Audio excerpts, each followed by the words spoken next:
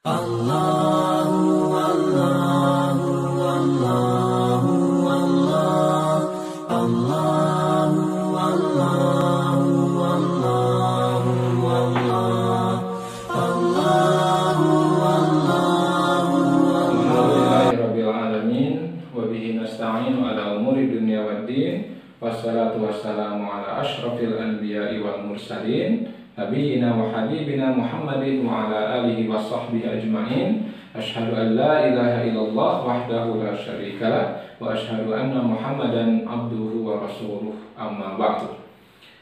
Hadirin khotibah, para santri dan para pemirsa yang sama-sama mengharapkan keridhaan Allah Subhanahu wa taala. Alhamdulillah kita bisa bertemu kembali dalam pembahasan kitab Bulughul Maram. Insyaallah pada hari ini kita akan masuk kepada bab yang baru, yaitu bab atau kitab Siyam. Kitab saum. Tentu pembahasan tentang saum ini sering kita dengarkan, baik itu di bulan Ramadan ataupun di luar bulan Ramadan. Insyaallah kitab Siyam ini terdiri dari beberapa bab yang akan membahas tentang sekelumit atau segala hal yang terkait dengan permasalahan saum yang dicatat atau disampaikan oleh Ibnu Hajar Al-Asqalani yang menulis kitab Bulughul Maram ini. Apa itu saum? Kita mulai dari definisi saum, walaupun di kitab Bulughul Maram tidak disebut, tapi kita mulai lagi dari definisi. Apa itu saum?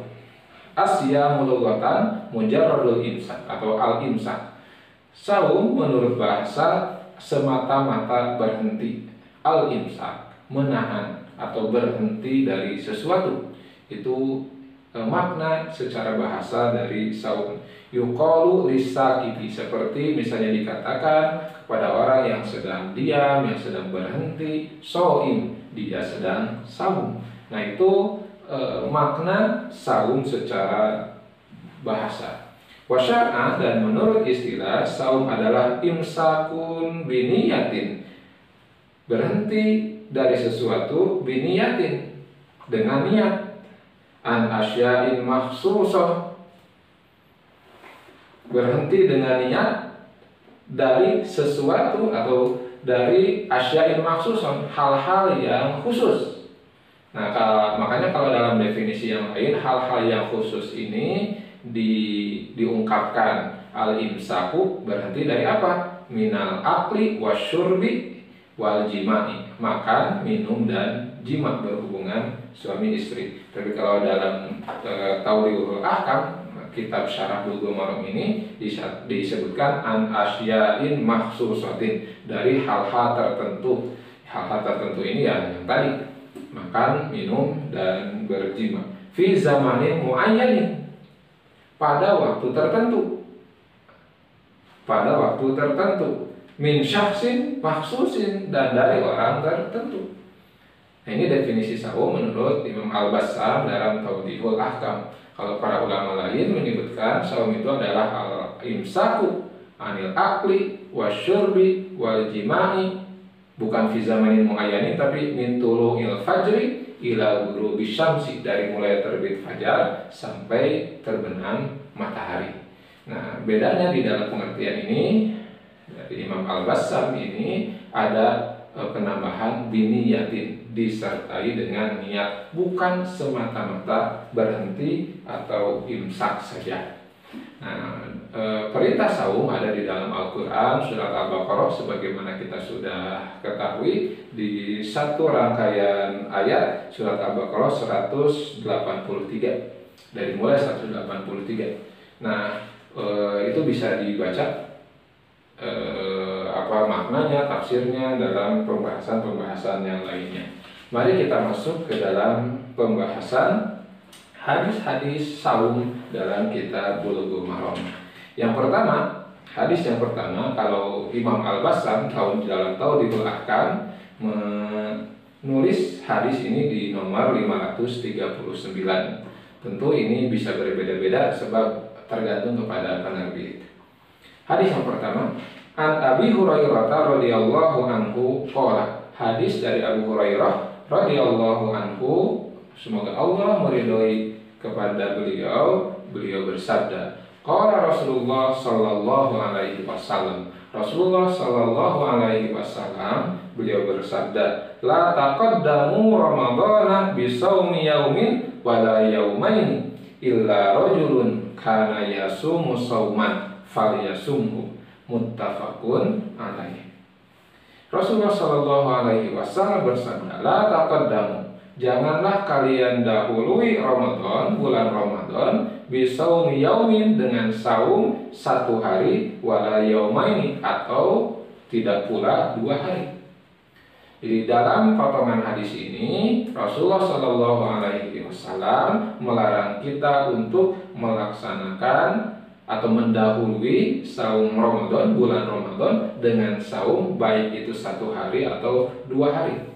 Misal sekarang tanggal 13 Agustus misalnya pas bertepatan dengan tanggal 1 Ramadan misalnya, maka Rasulullah melarang kita saum 1 hari atau 1 hari, 2 hari, atau 1 hari atau 2 hari sebelumnya, hari Rabu atau hari Selasa dengan hari Selasa. Jadi itu adalah sesuatu yang dilarang oleh Rasulullah Sallallahu Alaihi Wasallam. Illa, kecuali rajulun, untuk seseorang, karena yasumu sauman, yang terbiasa. Nah di sini yasumu menggunakan fi'il mudhari, yang mana fi'il mudhari itu menunjukkan sesuatu yang akan datang, tetapi makna dalam hadis ini atau kita tinjau dari tinjauan ilmu balaghah, yasumu itu bisa bermakna istimrar, terus menerus, tetap dan istimrar, tetap dan terus menerus, atau sesuatu yang sudah terbiasa dilakukan. Artinya pengecualian ini dari Rasulullah Shallallahu Alaihi Wasallam berlaku untuk seseorang karena yang keadaannya yasumu, terbiasa. Nah, jadi bisa diartikan terbiasa atau suka melakukan secara terus menerus sauman, satu jenis atau satu bentuk saum yang biasa. Maksudnya adalah yang terbiasa melakukan saum sunnah. Maka untuk orang yang terbiasa saum sunnah, misal tanggal 1 Ramadan bertepatan dengan hari Selasa misalnya, atau hari Jumat. Kemudian karena ada seseorang ini terbiasa melakukan saum Senin atau saum hari Kamis, maka hal ini dikecualikan. Berarti boleh dia melaksanakan sehari sebelumnya saum Senin atau saum Kamis. Atau misalnya untuk orang-orang yang misalnya kalau dicontohkan oleh Imam Al-Bassam ini, orang yang sedang membayar qadha, maka boleh dia mendahului bulan Ramadan dengan saum-saum yang sudah tentu itu. Jadi kata Rasulullah, wa illa rajulun kana yasumu sauman falyasumhu, kecuali untuk seseorang yang terbiasa melaksanakan saum sunnah, falyasumhu, maka silahkan saum. Hadirin para santri dan para pemirsa yang sama-sama mengharapkan keridhaan Allah Subhanahu wa Ta'ala, dalam hadis ini ada larangan dan juga ada pengecualian. Di sini hadis ini Rasul mengucapkan la taqaddamu, jangan dahului. Di sini adalah linahi, untuk menunjukkan larangan. Dalam hal ini para ulama ada yang menyatakan haram, tapi ada juga menyatakan makruh. Haram mendahului Ramadan 1 atau 2 hari dengan saum. Tapi ada juga yang menyatakan makruh dengan alasan ada pengecualian. Karena ada pengecualian berarti hukumnya menjadi makruh. Tapi makruhnya ini tentu pada akhirnya dua-duanya adalah sesuatu yang dilarang. Walaupun derajat pelarangannya berbeda, ada yang menyatakan ada yang menyimpulkan haram, ada yang menyimpulkan makruh, tapi prinsipnya apa yang dilarang oleh Rasulullah Shallallahu Alaihi Wasallam tentu adalah sesuatu yang patut kita perhatikan. Jadi jangan mentang-mentang karena misalnya ada yang berpendapat makruh, misalnya kita mengatakan makruh iya, ya, mumpung makruh, nggak jadi masalah. Nah itu tentu sesuatu yang salah, paradigma berpikir seperti itu. Sebab pada prinsipnya apa yang Rasulullah Shallallahu Alaihi Wasallam larang itu adalah sesuatu yang patut kita tinggalkan. Walaupun nanti terlepas hukumnya ada yang haram, ada yang makruh, tapi larangan adalah sesuatu yang sangat patut untuk kita tinggalkan karena ini datang dari Rasulullah Shallallahu Alaihi Wasallam.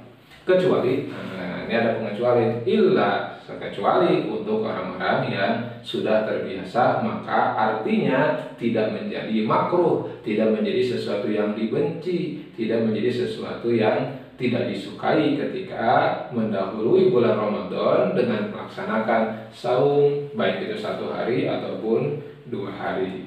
Muttafaqun alaih, hadis ini disepakati oleh Imam Bukhari dan Imam Muslim. Artinya hadis ini ada dalam kitab hadis Imam Bukhari dan juga Imam Muslim. Maka dari sini kita bisa menyimpulkan bahwa saum Ramadan adalah satu jenis saum yang diwajibkan oleh Allah Subhanahu wa Ta'ala dan sangat-sangat harus kita perhatikan pelaksanaannya, sehingga dalam pelaksanaannya pun jangan sampai didahului oleh saum-saum yang lain. Kenapa? Karena bisa jadi ada anggapan, misalnya kalau kita saum sebelumnya, kita seolah-olah mendahului bulan Ramadan dengan saum-saum. Jadi seolah-olah Ramadan sudah masuk misalnya, padahal belum. Sekali lagi, kecuali untuk orang-orang yang sudah terbiasa. Baik, mari kita lanjutkan hadis selanjutnya. Wa an Ammar bin Yasir radhiyallahu anhu qala. Hadis dari Ammar bin Yasir radhiyallahu anhu, beliau berkata, man shoma al-yauma alladhi yushakku fihi faqad asa Abul Qasim sallallahu alaihi wasallam. Saya ulangi, man shoma al-yauma alladhi yushakku fihi faqad asa Abul Qasim sallallahu alaihi wasallam. Zakarahul Bukhari ta'liqan wa wasalahul khamsatu wa sahahahu Ibnu Khuzaimah wa Ibnu Hibban. Hadis dari Ammar bin Yasir radhiyallahu anhu. Ammar bin Yasir adalah putra dari syahid pertama dalam Islam. Ammar bin Yasir berkata, man shomal yauma, siapa yang melaksanakan saum al-yauma alladzi yushakku fihi, pada hari yang dia ragu-ragu atau pada hari yang diragukan, hari itu diragukan, faqad asa Abul Qasim, maka sungguh dia sudah bermaksiat kepada Abul Qasim. Hadis ini menjelaskan tentang dasar yang harus ada dalam pelaksanaan saum, yaitu kepastian atau keyakinan. Dan ini sebetulnya berlaku untuk seluruh jenis ibadah, sampai-sampai Rasulullah menegaskan innamal a'malu binniyati, sesungguhnya hanyalah amal-amal itu akan diterima berdasarkan dengan niatnya. Maka salah satu pondasi dari amalan ibadah adalah harus adanya kepastian. Harus adanya kepastian. Sehingga siapa, kata Rasulullah atau kata Ammar bin Yasir, siapa yang melaksanakan saum pada hari yang dia ragu-ragu atau pada hari yang masih diragukan kebenaran 1 Ramadan atau belum, maka dia sudah bermaksiat. Sebab yang namanya saum itu atau ibadah itu secara umum harus didasari dengan keyakinan. Hal ini misalnya kalau kita bandingkan dengan contoh ibadah yang lain, misalnya Rasulullah Shallallahu Alaihi Wasallam menegaskan ma yuribuka ila ma la yuribuka, tinggalkan hal-hal yang engkau ragu-ragu dan tetapkan hal-hal yang yakin. Seperti misalnya kata Rasulullah, kalau engkau ragu-ragu apakah sholat itu 3 rakaat atau 4 rakaat karena tidak khusyuk misalnya, sehingga kita ragu sholat ini 3 rakaat atau 4 rakaat, maka tinggalkan yang ragu yaitu 4 dan tetapkan yang yakin atau yaitu 3. Karena pondasi dari ibadah haruslah keyakinan dan tidak boleh keraguan. Maka hadis ini menegaskan pentingnya kita menetapkan secara yakin kapan 1 Ramadan itu. Nah, hadirin ikhwatul iman, maka tentu untuk penetapan 1 Ramadan ini diperlukan ilmu dari orang-orang yang ahli. Maka walaupun tentu ahli di sini untuk ukuran kita di Indonesia bisa jadi kita serahkan kepada ahli astronomi, tapi bisa juga sebetulnya yang penting ada keyakinan, ada orang yang melihat hilal misalnya, maka harus dipastikan bahwa hilal ini benar-benar dilihat. Makanya dalam prakteknya, dalam sejarah, orang yang mengaku melihat hilal itu harus disumpah, nanti ada di hadis selanjutnya, dan disaksikan oleh dan bersaksi kepada, dan ada saksi yang harus menjadi saksi untuk orang yang mengaku melihat hilal. Hadirin ikhwatul iman, dari hadis kedua ini menegaskan pentingnya keyakinan tentang awal bulan Ramadan. Nah, kalau di kita misalnya di Indonesia kita sering menyaksikan adanya perbedaan tentang penetapan 1 Ramadan, maka itu terjadi pada hal-hal yang furuknya, bukan pada yang al-aslunya. Sebab yang pokok itu saum di 1 Ramadan, mulai saum di 1 Ramadan. Adapun metode dan pada akhirnya ada perbedaan kapan misalnya 1 Ramadan, nah ini tidak terkait dengan al-aslunya. Sehingga kalau pakai anekdot, suka ada yang bertanya, kapan sih saum? Kita jawab, bukan kita jawabkan dengan bulan hijriahnya, ya tanggal 1 Ramadan. Tidak kita jawab misalnya 2 Agustus atau 3 Agustus atau bulan Mei misalnya. Tidak begitu. Sebab pada akhirnya semua umat Islam sepakat bahwa saum itu adalah 1 Ramadan, dan ini yang pokoknya. Adapun penetapan kapan 1 Ramadan itu hal-hal yang furuknya, sehingga wajar kalau terjadi perbedaan pendapat, dan di antara para ulama ahli hisab pun ada metode-metode yang berbeda karena itu sifatnya furu'iyah. Yang aslinya, yang al-aslunya bahwa saum adalah di bulan Ramadan, dan semua sepakat saum itu hukumnya wajib. Lalu selanjutnya hadis yang ketiga ini masih terkait dengan awal saum. Wa an Ibnu Umar radhiyallahu anhuma qala, hadis dari Ibnu Umar radhiyallahu anhuma, ia berkata, sami'tu Rasulullah sallallahu alaihi wasallam yaqulu, aku mendengar Rasulullah sallallahu alaihi wasallam bersabda, idza ra'aitumuhu fasumu wa idza ra'aitumuhu fa'aftiru fa in ghumma 'alaikum faqdiru lahu, muttafaqun alaihi. Wali muslimin fa in ughmiya 'alaikum faqdiru lahu 30, walil bukhari fa akmiru al-iddata 30, walahu fi hadisi Abi Hurairah radhiyallahu anhu fa akmilu iddata Sya'bana 30. Hadis dari Ibnu Umar radhiyallahu anhu qala, hadis diterima dari Ibnu Umar, mudah-mudahan Allah meridhoi keduanya,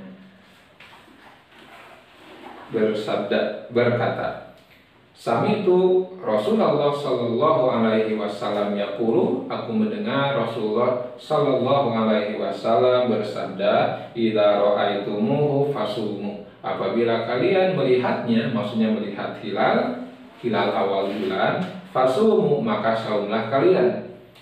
Maksudnya di sini hilal bulan Ramadan. Wa idza ra'aitumuhu fa'aftiru, dan apabila kalian melihatnya, melihat hilal bulan Syawal, fa'aftiru, maka berbukalah. Fa in ghumma 'alaikum, tapi apabila terhalang kalian, faqdiru lahu, maka kira-kiralah, maka ukurlah, maka tetapkanlah baginya. Hadis riwayat Imam Bukhari dan Imam Muslim. Nah, faqdiru lahu, jadi ukuran penetapan awal bulan Ramadan, awal bulan Syawal, dan awal bulan-bulan Hijriah yang lainnya adalah ketika kita bisa melihat hilal. Nah, nanti para ulama merumuskan bahwa melihat ini bisa menggunakan mata secara langsung, pandangan mata, atau bisa juga menggunakan pandangan ilmu, teori yang digunakan. Ini sesuai dengan hadis yang dibacakan barusan. Fa idza ra'aitumuhu fasumu wa idza ra'aitumuhu fa'aftiru. Nah, di sini ro'a yaro menggunakan ro'a yaro ru'yah. Nah, ru'yah makanya istilahnya ru'yatul hilal, melihat hilal. Nah, melihat ini bisa menggunakan mata secara langsung atau bisa juga menggunakan pandangan ilmu. Fa in huma alaikum, tetapi kalau terhalang maka dikira-kira, atau maka hitunglah. Apa yang dimaksud hitung? Nah, di sini dijelaskan di lafaz selanjutnya, wali muslimin. Dalam riwayat Imam Muslim, lafaznya bukan fa in huma alaikum faqdiru lahu, tapi fa in ughmiya alaikum. Tapi apabila kalian terhalang dari melihat hilal, faqdiru lahu salasina, maka tetapkanlah, maka hitunglah 30.